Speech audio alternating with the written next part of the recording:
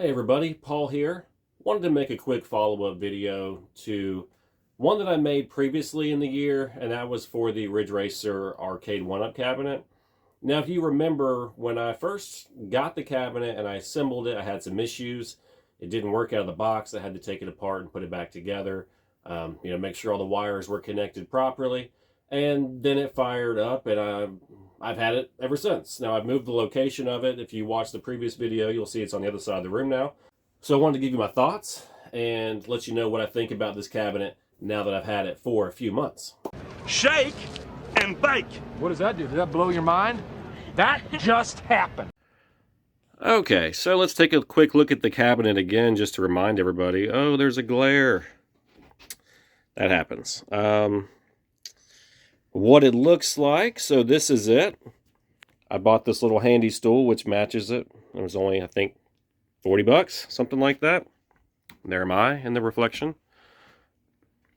So the cabinets hold up pretty well. I've moved it across the room a couple times. Not sure how these scratches got here, but they are there. Overall, though, I've been pretty pleased with the cabinet. Got my Trunks and Goku there, and of course Batman and Robin up top. Marquee does look faded, and that's one thing that people like to complain about when they talk about these Arcade 1-Ups. And it's not faded, it's just the way it prints. But, I think it looks good enough for what it is. So the arcade cabinet looks good, it plays good. The pedals are still super cheap. I meant to do something about that. I was going to buy some attachments I've seen online for it. Some recommendations people have made, and I just haven't done it. If I'm being honest with you, I haven't done a whole lot with the cabinet in general besides move it across the room.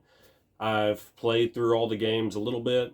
I still stink at Ridge Racer, the other 3 games, like Victory Lap, and the other ones I'm pretty good at, Ace Driver.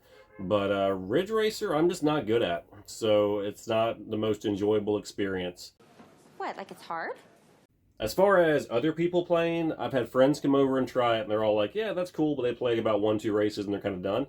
My kids have tried it out, and they have a hard time playing it.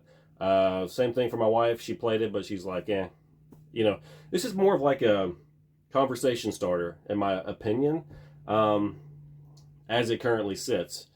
And it's an expensive conversation starter, right? Now, during Christmas, these things were on sale for like $300, and I think that's half off maybe. They sell for, I want to say, usually between $600 and $700, this one did.